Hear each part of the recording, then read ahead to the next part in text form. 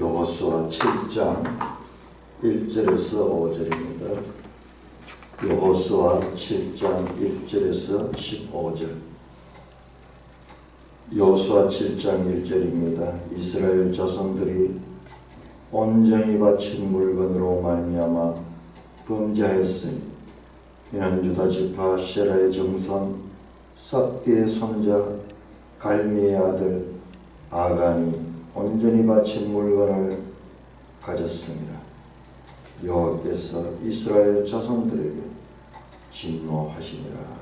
여호수아가 여리고에서 사람을 베델 동쪽 베다웬 곁에 있는 아이로 보내며 그들에게 말하여 이르되 올라가서 그 땅을 정탐하라 하매 그 사람들이 올라가서 아이를 정탐하고 여호수아에게로 돌아와 그에게 이르되 백성을 다 올라가게 하지 말고 2-3천 명만 올라가서 아이를 치게 하소서.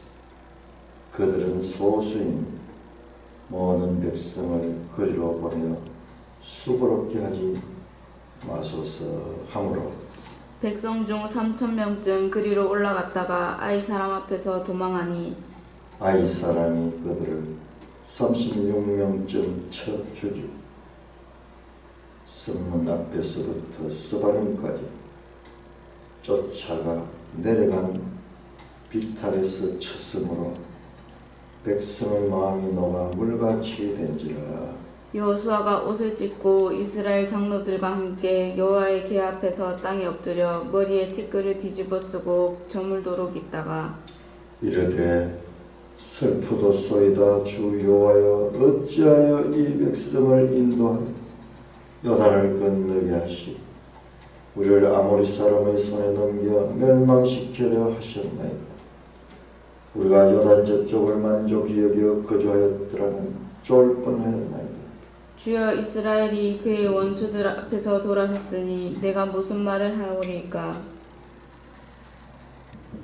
가나안 사람과 이 땅의 모든 사람들이 듣고 우리를 둘러싸고 우리의 이름을 세상에서 꺼내리니 주의 크신 이름을 위하여 어떻게 하시려 하나이까 하니.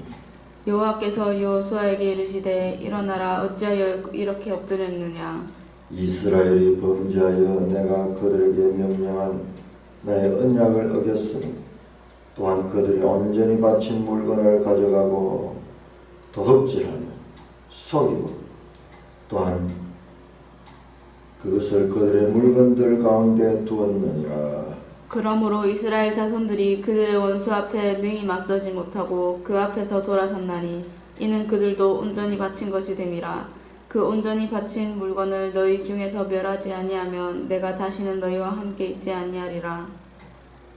너는 일어나 백성을 거룩하게 하여 이르기를 너희는 너희를 위하여 스스로 거룩하게 하라. 이스라엘의 하나님 여호와의 말씀에 이스라엘아 너희 가운데 온전히 바친 물건이 있나니 너희가 그 온전히 바친 물건을 너희 가운데서 지하기까지 내 원수들 앞에 능히 맞서지 못하리라.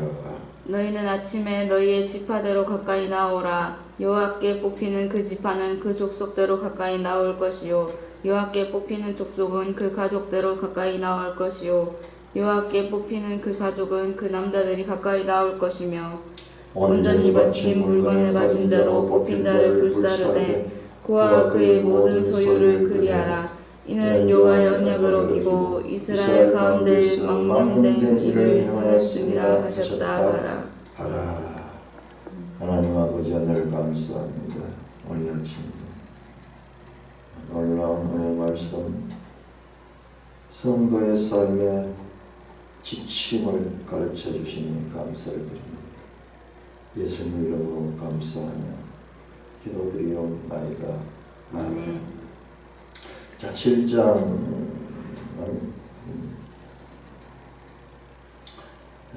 1절에 보면 이스라엘 자손들이 온전히 바친 물건으로 말미암아 범죄하였으되, 자, 온전히 바친 물건 우리가 어제 살펴봤는데 이게 우리 번역이 거의 어렵죠. 그래서 헤렘입니다. 헤렘은 반드시 하나님께 바쳐야 됩니다. 그 물건이 좋고 나쁘고를 떠나서 온전히 하나님께 바쳐야 돼요.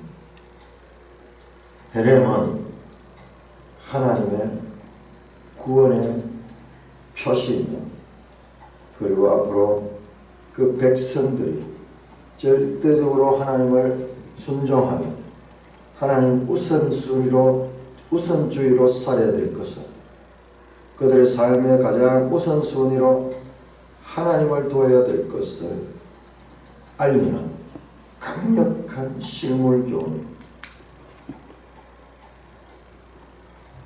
그래서 여리고성을 공략하기 전에 헤렘에 관한 법을 주셨습니다. 6장 17절에서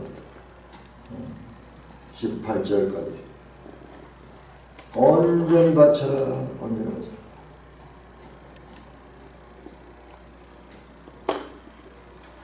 그런데 온전히 바치지 않았던 것 같아요.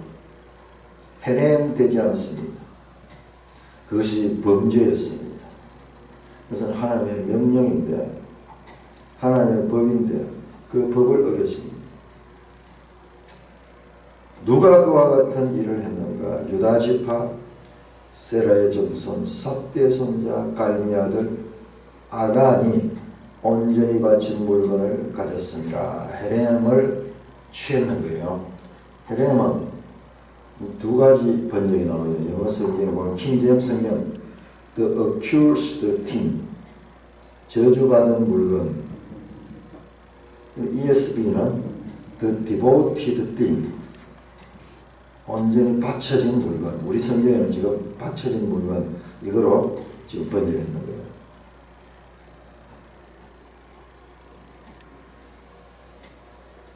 이것은 멸해야 될 것이다. 무조건 이것은 사람의 판단이 들어가서 되는 거입니다. 자, 여기에서 아주 중요한 또 신학적 주제가 나오는데요. 갈미의 아들 아간, 유다지파예요. 그것도 이스라엘 12지파 가운데서 가장 자랑스러운 유다지파.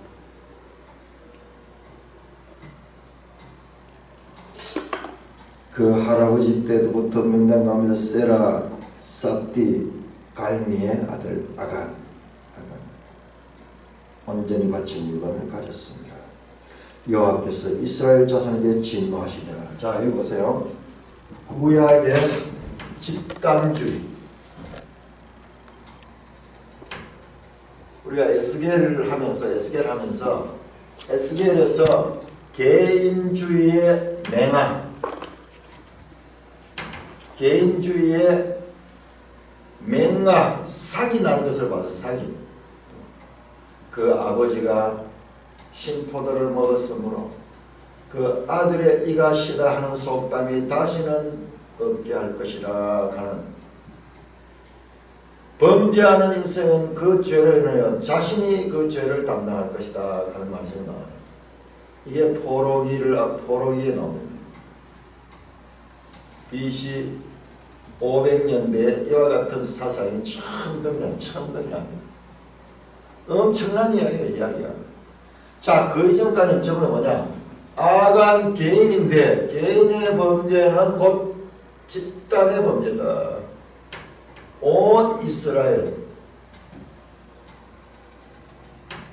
그 일로 말하면 온 이스라엘이 그의 죄의 대가를 당하게 됩니다. 그래서 하나님은 이스라엘 자손들에게 진노하시니라. 한 사람의 죄지만은 200만 명에게 그 하나님의 진노가 임합니다.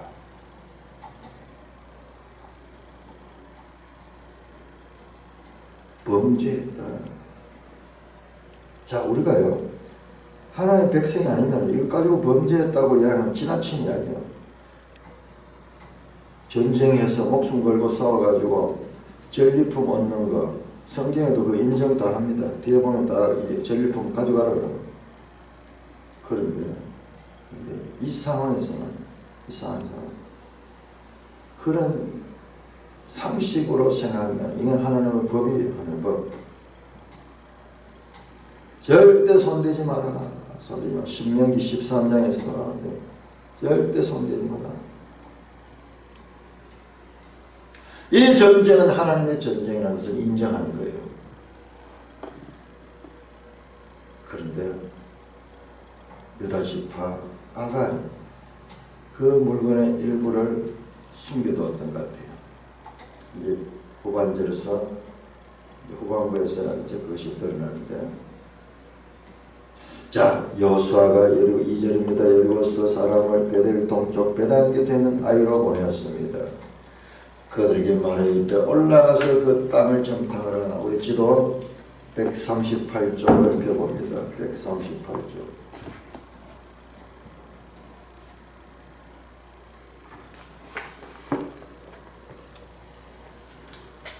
자, 우리가 어제도 봤지만은 이 지형을 한번 보세요. 우리 성경을 제대로 공부하려고 하면은 이스라엘의 지도는 물론이고 지형, 기후, 풍토까지 우리가 알아야 돼요.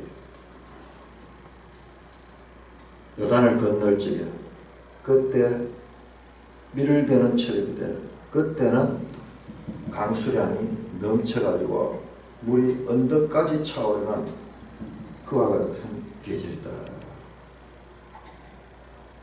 우리는 어린 시절에 강가에서 살았기 때문에 대구 신천 근가에 살았기 때문에 장마철이 되면요 물 강폭이 저 끝까지 드러납니다. 이쪽 뚝에서 저쪽 뚝 끝까지 강폭이 나요. 평시에는 겨울이나 이럴 때는 그냥 좁은 강이에요. 좁은 강. 그냥 다리를 걷어가지고도 건널 수도 있는. 되게 가물 때는 아예 말라버리기도 하는 그런 간헐천을 하는데요. 그 장마철이 되면 그 강이 얼마나 무서운지 몰라요. 모든 걸 다 휩쓸어 가버려요.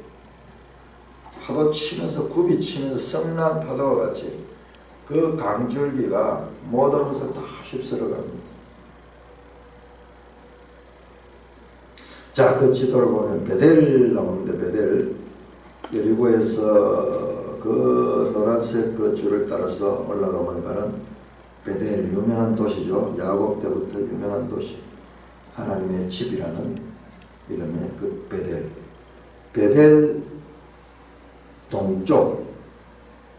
동쪽인가는 요단강 쪽으로 베델 동쪽 베단 곁에 있는 아이로 보냈다. 아이 성이 있던 장소가 그 베델에서 좀 동쪽으로 동남쪽입니다. 동남쪽으로 여기에 위치했다. 그래서 지금 현재 출발하는 여리고에서 그 산을 타고 올라가야 됩니다. 나중에 후퇴할 때는 내려간다 하는 얘기인데 이 산을 타고 내려오는 거예요.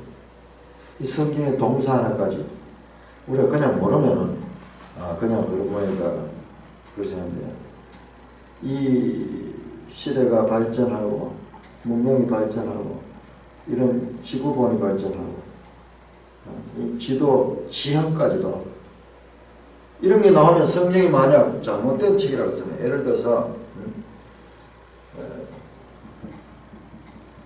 아이로 내려가라 그렇게 명령을 해다가 성경이 거짓된 것이 드러나요.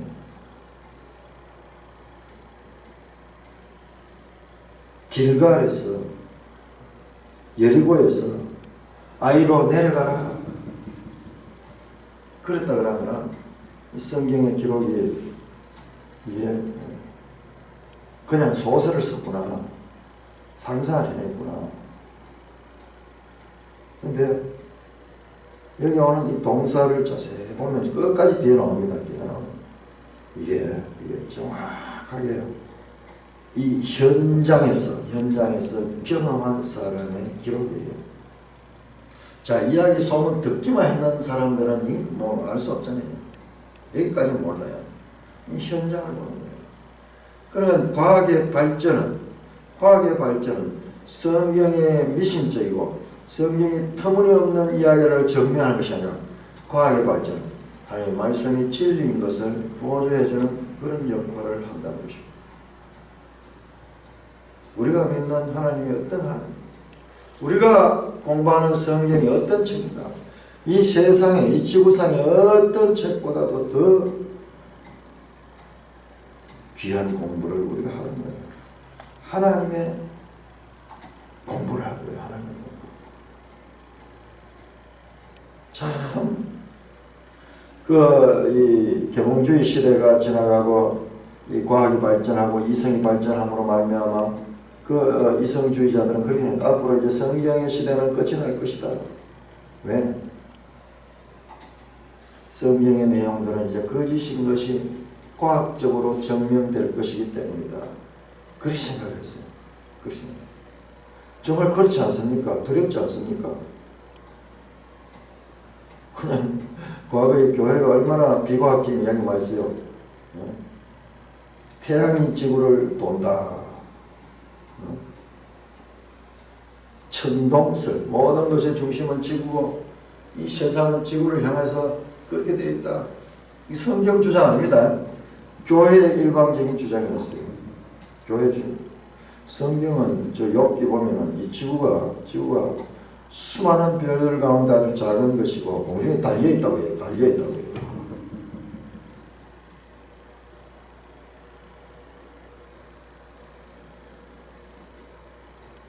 그런데 무조건적으로 그렇게 딱 갈릴레오가 등장해서 천동설이 아니라 지동설을 주장했었대요.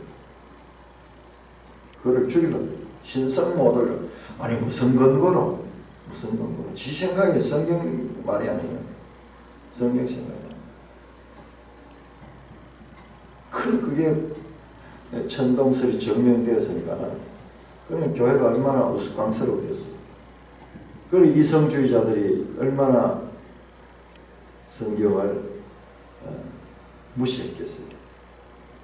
드러나죠. 역사적으로 증명되고. 그들은 성경도 모르고 그냥 천주교 그게 성경의 이 정신을 그대로 가지고 있다고 생각했어요.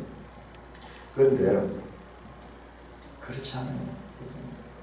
한해 16세기, 17세기 이 판세를 쓰는 파스칼 같은 사람 보는데 파스칼의 그 판세를 보면은 이분은 성경을 깊이 알고 있어요. 수학자고 과학자잖아요.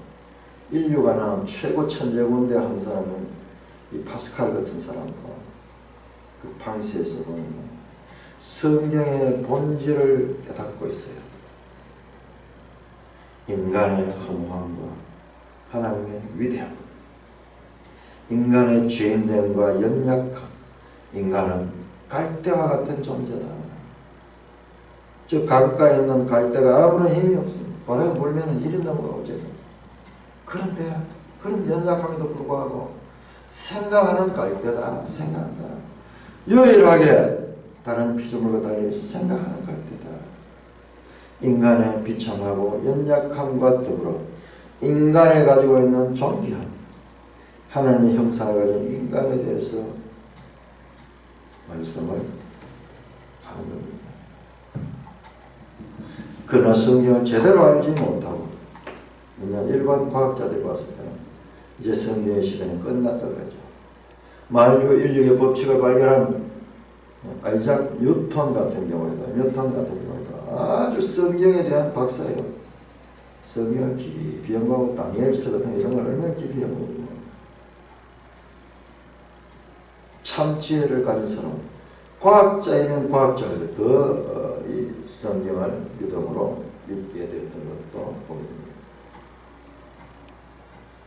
자, 그렇게 해서 이걸 제가 이 지형을 이렇게 찾아보고 이 본문을 읽을 때 이거 그냥 넘어갈 수 없어요. 그게 줄을 한번 탁 쳐봤어요. 올라가고 올라갔다가 내려갔다가 보세요. 지금부터 3,500여 년 전의 기록입니다.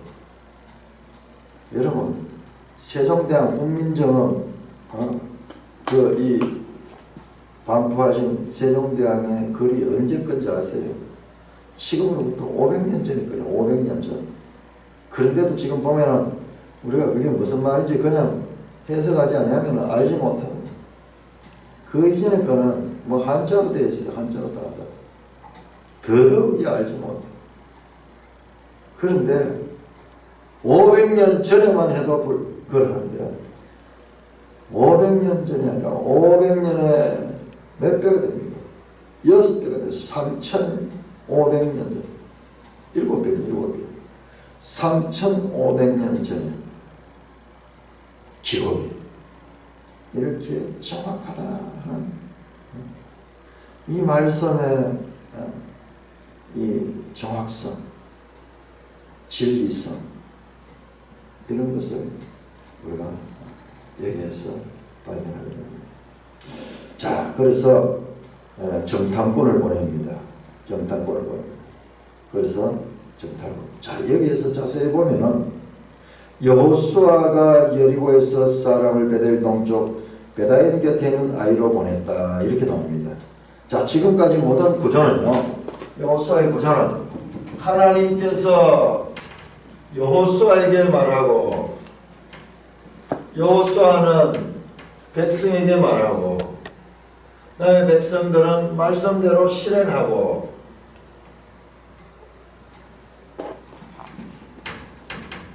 이 구조를 그래서 같은 이야기가 3번 나왔어요. 하나님께서 여호수아에게 말씀하는데요. 너는 요단을 건널 적에 7 나팔을 준비하고 7 제사장을 앞세우고 언약궤를 앞세우고 그렇게 건너가라. 그러면 여호수아는 다시 백성들에게 너희들이 제사장들은 7명이 나오고 그 다음에 7 나팔을 준비하고 그래서 너희들이 앞장서서 가야 된다. 그 이야기 또 나오고 2번 나오고 다시 백성들이 그 말씀대로 7 제사장이 앞장서고 7 제사장들은 7 나팔을 가지고 있고 그 다음에 그 군대가 그 앞에 서고 그 뒤에 서고 이러면서 이 같은 이야기가 3번 반복됩니다. 이게 지금까지 여호수아서에 나타났던 내용이에요. 요단강 건너기 전부터 3번 같은 이야기 반복되면서. 근데 여기서 그게 없어요. 하나님께서 여호수아에게 말한 이야기가 없고 여호수아와 여리고 그 이스라엘 자손 특별히 그 정탐꾼 이야기라고. 정탐꾼 이야기는 앞에서도 나오고 민수기에도 나오는데 그 땅을 정탐하라. 그들에게 말하되. 자, 민수기 13장에서 가나안 땅 정탐할 때 몇 명이 갔습니까?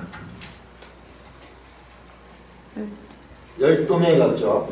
자, 그러면은 이 요단을 건너서 여리고성 정탐하러 갈 때 몇 명이 갔습니까? 네?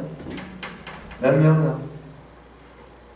2명 갔습니다. 2명. 분명히 숫자가 나오는데 자, 여기에는 숫자가 나오지 않아요. 그들에게 말하되.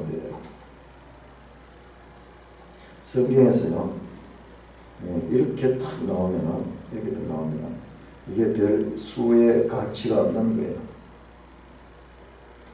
올라가서 그 땅을 정탐하라 하면 그 사람들이 올라가서 아이를 정탐하고 여호수아에게 돌아와서 그게 이 성은 보잘것없다. 여리고성보다도 훨씬 못하다. 그러니까는 2,000~3,000명만 올라가도 우리가 이길 수 있다. 저 작은 것을 얻기 위하여 많은 병력이 가서 소모할 필요가 없다 하는 판단을 하고 정탐꾼들이 보고. 자, 그래서 여호수아도 백성 중 4절입니다. 3,000명쯤을 그리로 올랐다가 이 아이 사람 앞에서 동하게 됐다. 이 정탐꾼들의 보고가 부정하겠습니다. 여리고의 승리에 이들은 하나님 없이도 이 전쟁에서 싸워 승리할 수 있다고 생각했던 것 같아요.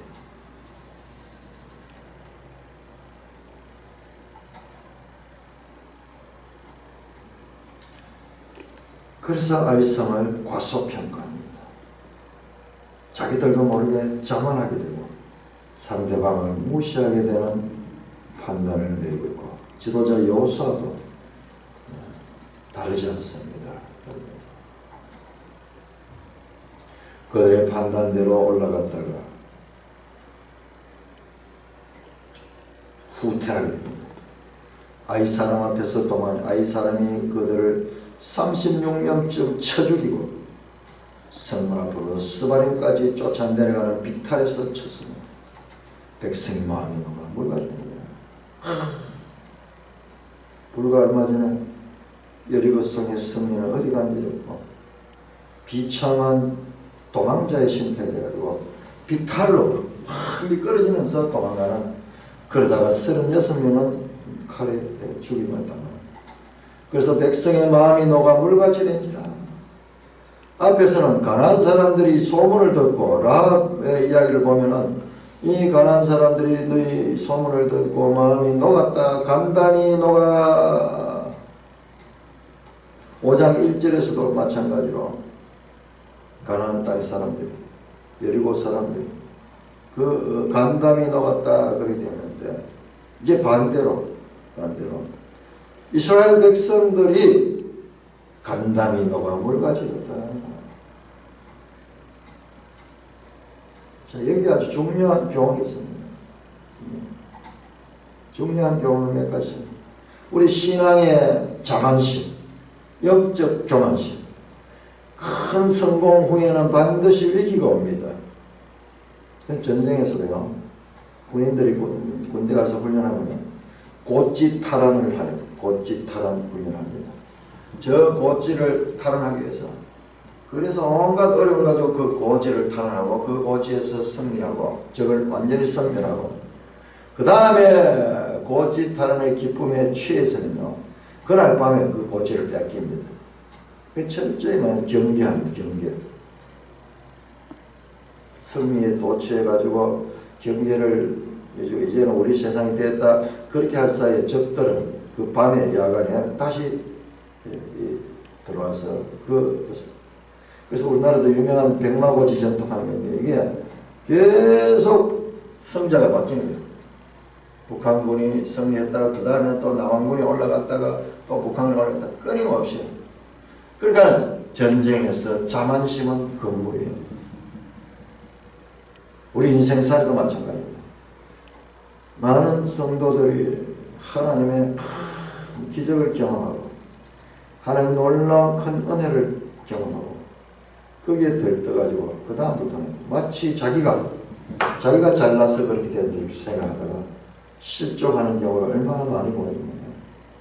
여기저기 다니면서 간정도 하고 여기저기 다니면서 스타가 돼가지고, 그래 믿음이 약한 자들은 격려도 해야 되지만 그들을 적당하게 그들을 절제를 시켜야 돼요. 절제를 시켜야 돼요. 저 살인 강도하고 그 다음에 수많은 조직폭력배를 거느리고 있던 그 조직폭력배의 두목이 수감생활을 하면서 예수님을 믿게 됩니다. 예수님을 믿게. 그러니까 교회에서는 와, 이 사람 스토리가 드라마틱하니까 이 사람을 간증을 시키는 거니까. 그러니까 여기저기 교회들이 간증을 하라고. 처음에는 진실하게 간증한다. 가는 곳마다 똑같은 이야기를 하고 가는 곳마다 또 사례를 받고 이렇게 높여주고 이러니까 어린 신자가요, 그것 때문에 넘어지고 그것 때문에 오히려 하나님의 영광을 크게 가르는 경우를 많이 봅니다. 연예인 중에서 유명한 그 연예인이 예수를 믿고 나중에 목사까지 됐다가 다시 실족하는 경우를 보게 됩니다. 우리 신앙의 자만은 건물이에요. 자기가 사회에서 어떤 지위에 떠나지 신앙에 있어서는 어린아이다. 그 교훈을 우리는 이 본문을 통해서 받을 수가 있습니다. 뿐만 아니라 이 전쟁은 하나님의 전쟁이다. 하나님 없는 전쟁의 결과 여리고 성보다 더 작은 성, 그 성전에서도 패배했다는 것입니다. 사무엘상 17장 47절은 이렇게 말씀합니다. 전쟁은 여호와께 속한 것이다. 최소한 이스라엘의 전쟁은 여호와에 속합니다. 이스라엘.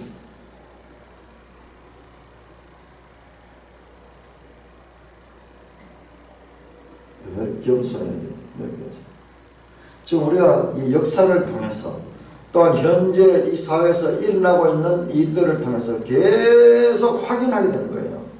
계속 실물 교훈을 보는데도 불구하고 우리는 똑같은 실수를 범하는 경우가 얼마나 많아요.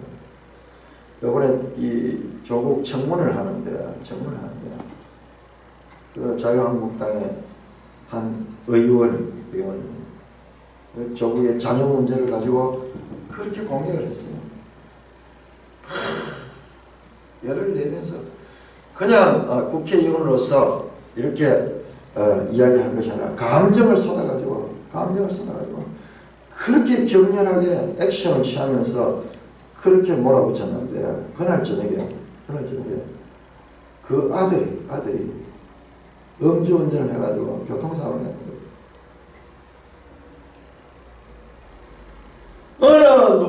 어느 누구도 죄인 아닌 자가 없고 연약하지 않은 자가 없어요. 마치 내가 힘을 가지고 있고 내가 위치가 좀 다르게 있을 적에 나는 저하고 완전히 달라. 나는 너희하고 수준이 달라. 네 같은 존재하고 달라. 너 같은 쓰레기하고 달라. 이런 생각을 하는 순간 이 하나님 은혜예요. 오히려 그 장 의원은 그 일을 통해 가지고 다시 자기를 낮춰야 돼요.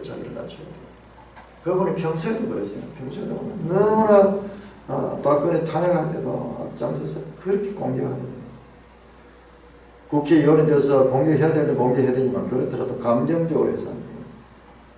그리고 아무리 적이지만 사람을 무시해서는 안 돼요.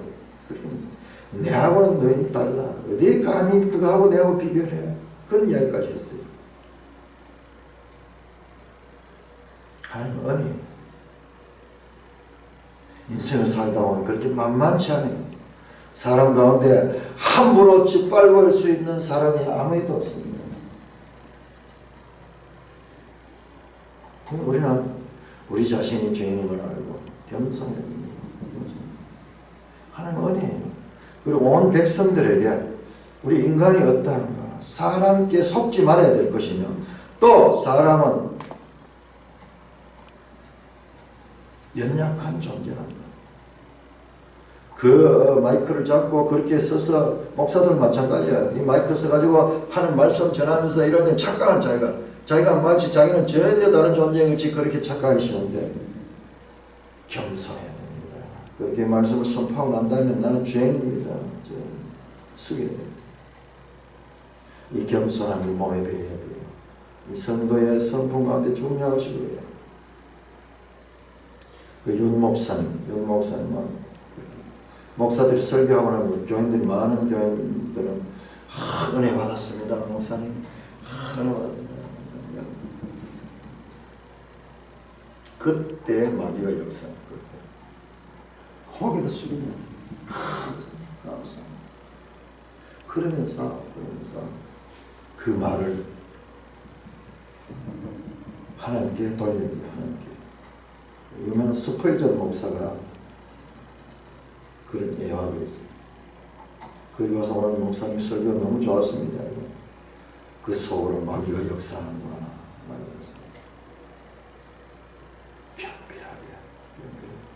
이게 훈련하고 또 훈련하고 또 평생 늙었다고 예외가 아니고 젊었다고 예외가 아니에요. 이거는 평생 겸비해야 될 것을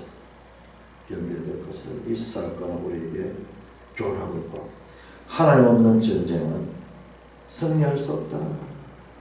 하나님이 그것을 허락하지 않아요. 왜? 자신의 영광을 뺏기는 어리석은 분이 아니시다.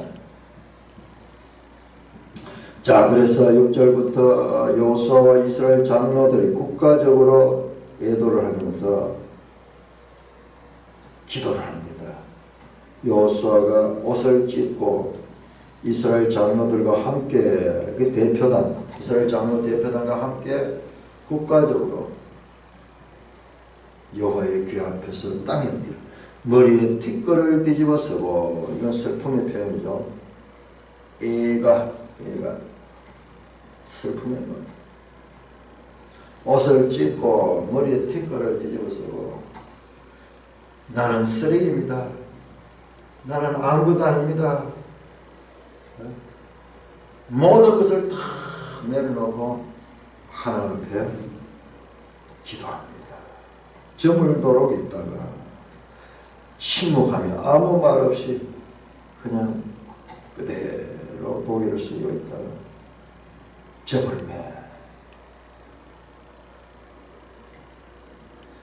기도합니다. 슬프도소이다. 주 여호와여, 어찌하여 이 백성을 인도하여 요단을 건너가게 하시니 우리를 아모리 사람의 손에 넘겨 멸망하며, 광야에서 이스라엘 백성이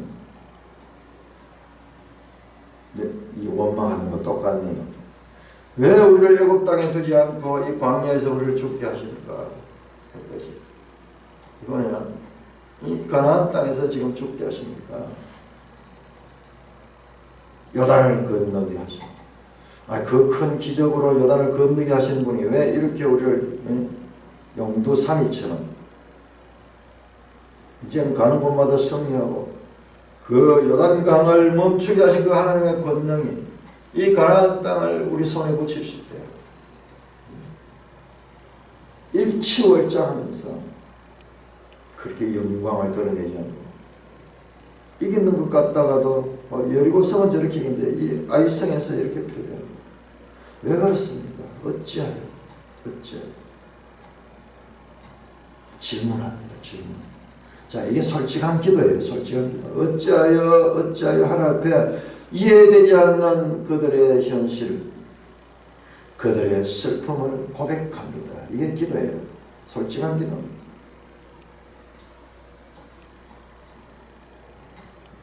우리가 요단 저쪽을 만족하게 여기 거주하였다면 좋을 뻔했느냐. 그럴 것 같으면 건너오지 않고 그냥 요단 서쪽에, 요단 동쪽에 거기 있으면 차라리 좋겠습니다. 그런데 하나님 기적으로 우리를 건너게 하신 다음에 우리가 여기서 죽게 되면 어찌합니까? 8절 주여 이스라엘의 그 원수들 앞에 돌아섰으니 내가 무슨 말을 하오리까?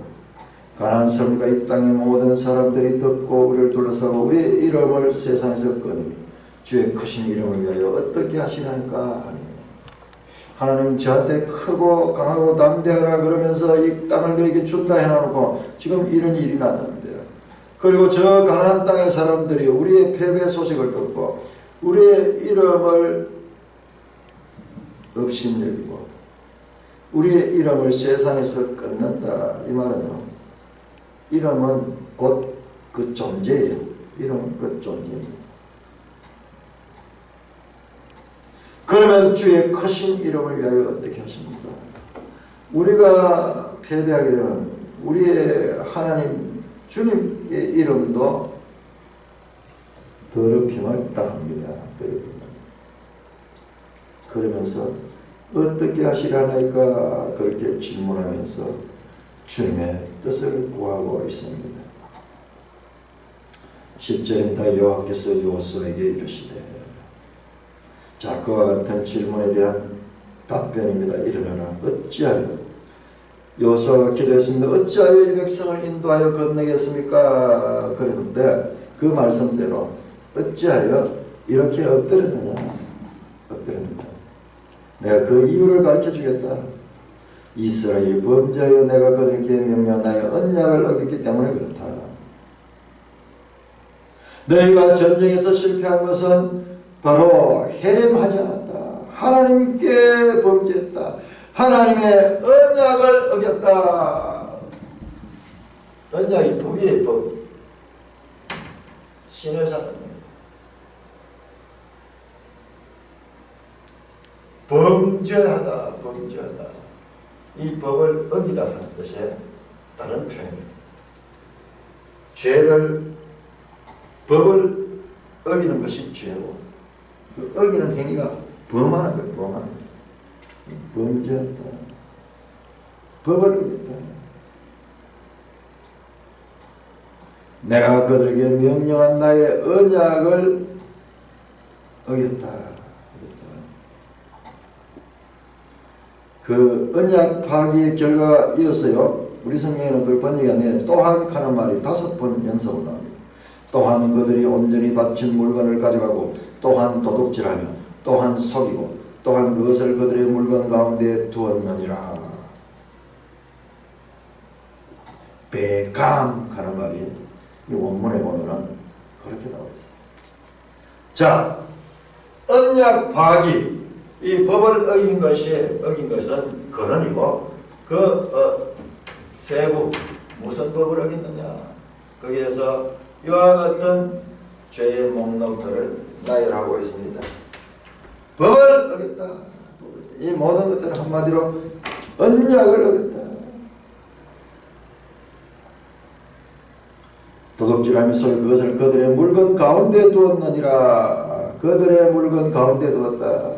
이 헤렘했는 것, 이 헤렘했는 것은 반드시 하나님께 온전히 다 바쳐야 되는데 그것이 너희 지금 진중에 있다는 진중에 있다는 거예요. 12절 그러므로 이스라엘 자손들이 그들의 원수 앞에 능히 맞서지 못하고 그 앞에서 돌았다. 전쟁의 패배의 원인은 여기 있다. 이는 그들도 온전히 바친 것이 됩니다. 자, 이스라엘이 그들은 이스라엘이 헤렘됐답니다. 헤렘됐답니다. 자, 앞에서 말씀이 나왔습니다. 자, 이 헤렘 사상 중요한데요. 자, 여호수아서에 흐르는 아주 중요한 신학적인 이 중요한 내용이 연속되고 있어요. 자, 보시면은 가나안 땅에 들어가기 전에 요단을 건너서 이스라엘 백성들이 할례를 하고 유월절을 지키고 이제 여리고성을 가려고 가기 전에 직전에 나타난 여호와의 사자예요. 여호와의 군대 장관이거든요. 군대 장관. 그때 여호수아가 묻습니다. 당신은 우리 편입니까? 저들의 적들의 편입니까? 당신은 좌편입니까? 우편입니까? 당신은 적입니까? 우리 편입니까? 아군입니까? 적군입니까? 그렇게 물었어요. 그때 여호와의 군대 장관이 뭐라고 되냐면 아니라 그래서 아니라. 우리 인간은요 좌가 아니면 우고 우가 아니면 좌예요. 근데 하나님은 좌도 아니고 우도 아니라.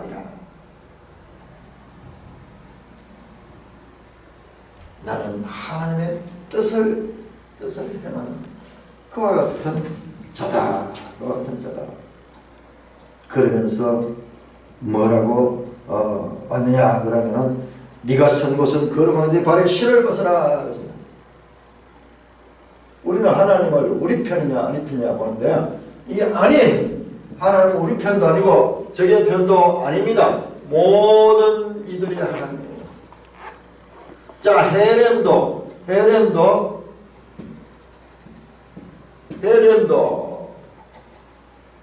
가난한 사람들에만 적용되는 것이 아니라 이스라엘 백성일지라도 하나님의 말씀을 지키지 않으면 이스라엘 백성이 온전히 바칩니다.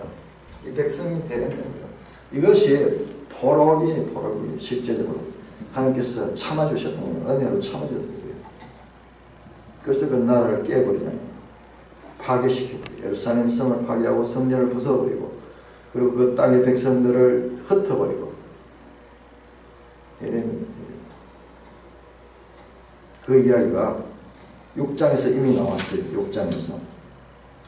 6장 18절에 보면은 너희는 온전히 바치고 그 바치고 어떤 것을 취하여 너희가 이스라엘 진영으로 바치는 것이 되게 고통을 당하지 않게 하라.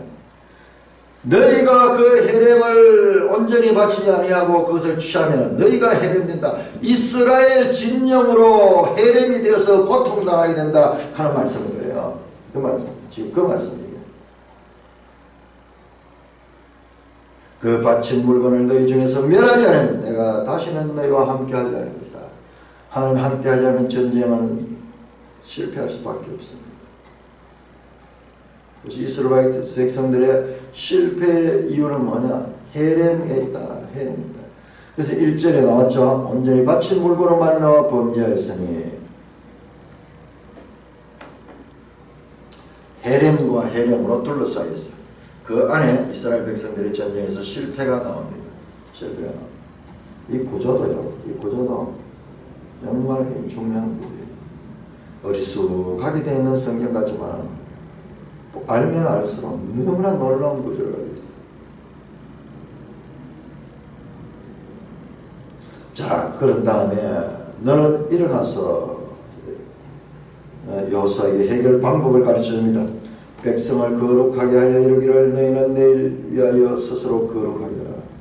자, 거룩한 백성들의 승리의 비결은 거룩임, 거룩. 내가 거룩하니 너희도 거룩하라.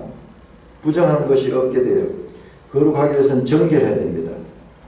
그런데 부정한 것이 들어와 있어요. 하나님께 바쳐야 될 물건이 이스라엘 진 가운데서는 그게 부정한 거예요. 부정한 거예요. 이스라엘 하나님 여호와의 말씀에 이스라엘아 너희 가운데 온전히 바친 물건이 있느니 너희 가운데 있다. 이스라엘 진영 가운데 온전히 바친 물건, 하나님께 바친 물건 헤렘이 너희 가운데 있는 것은 이것은 있을 수 없다. 너희가 그 온전히 바친 물건을 너희 가운데서 자기까지는 내 원수들 앞에 능히 맞서는가. 너희가 실패의 원인은 바로 여기 있다. 헤렘하지 않은 것이다. 그 헤렘을 너희 진영 가운데서 제거해야 된다. 제거해야 된다. 참 이걸 보면은 그야말로 이 전염병 같이요. 전염병 보균자가 그 속에 있으면 앞으로 그 전체가 다 전염병 걸려서 죽게 될 거예요. 죽게 될 거예요. 영적인 그와 같은 의미가 있습니다. 자, 그래서 구체적으로 해결 방법을 말합니다. 너희는 아침에 너희 지파대로 가까이 나오느라. 여호와께 뽑히는 그 지파는 그 족속에 나올 것이요 여호와께 뽑히는 족속은 가족에게 나올 것이요 그 가족은 그날 남자들이 나올 것이며 온전히 바친 물건을 가지러 뽑힌 자를 불살라라. 자, 지파 먼저 지파가 더 큰 개념입니다. 그 다음에 지파보다 족속보다 이 족속은 가족보다 더 개념. 가족 점점 좁혀갑니다. 가운데 개인 나온 개인. 가족 가운데 남자니 남자. 가운데 그 뽑힌 자 제비 뽑기. 자, 제비 뽑기는 우연히 같지만 성경은 그렇지 않습니다.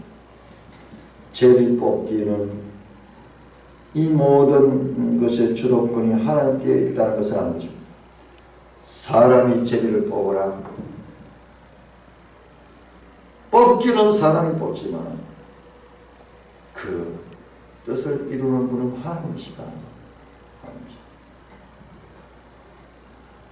그렇게 해서 그 뽑힌 자가 나올 것이다.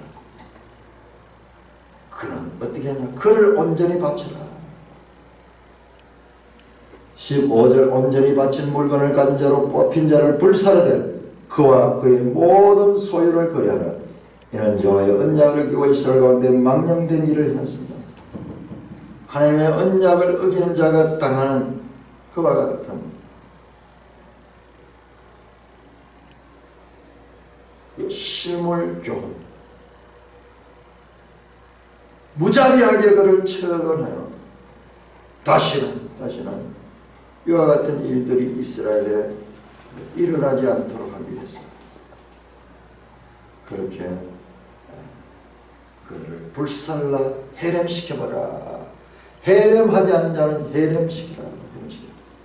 하나님은 누구냐? 해렘! 좌편도 아니고 우편도 아니고 아닙니다. 누구? 하나님의 언약에 순종하지 않는 자는 해렘될 겁니다. 하나님의 법에 불순종하는 자가 해렘됩니다. 해렘됩니다. 이것이 지금 여호수아가 가진 엄청난 메시지예요. 라합이 아니라 라합 이방인이 아니라 유대인 뒤에 나오는 아간 이방인이냐 유대인이냐가 아니라 누구든지 하나님의 말씀에 순종하느냐 아니하느냐가 헬렘의 하나의 법이다. 근데 우리는 아직까지도 하나님의 뜻을 알지 못하고 그냥 내가 하나님 편이니까는 무조건적으로 나를 구해줄 것이다 라는 막연한 성경적이지 않는 막연한 자기 중심적인 해석을 하는 경우가 지금도 얼마나 많은지 하나님에 대한 이해가 잘못됐어요. 하나님은 그걸 깨뜨려요. 그 인간이 가지고 있는 보편적인 죄성이에요. 자기 중심성. 그런데 그것을 깨뜨리기 위해서 이 성경을 주셨어요. 이 성경을 제대로 읽어보지 아니하면은 그렇게 되는 거예요. 읽어도 자세히 읽지 아니하면은 성경 말씀 안 들어오고 내 생각만 강화되는 거예요. 근데 자세히 읽게 되면은 끊임없이 내가 가지고 있던 고정관념이 깨어집니다. 성경을 읽게 되면 계속 평생 내가 가지고 있는 고정관념을 깨뜨려가면 내가 확장되는 하나님의 뜻 가운데서 내가 확장되는 그와 같은 성품의 변화, 세계관의 변화, 사상의 변화가 바로 성경적 세계관을 가진 그리스도인들의 가야 될 길입니다. 찬송가 279장입니다.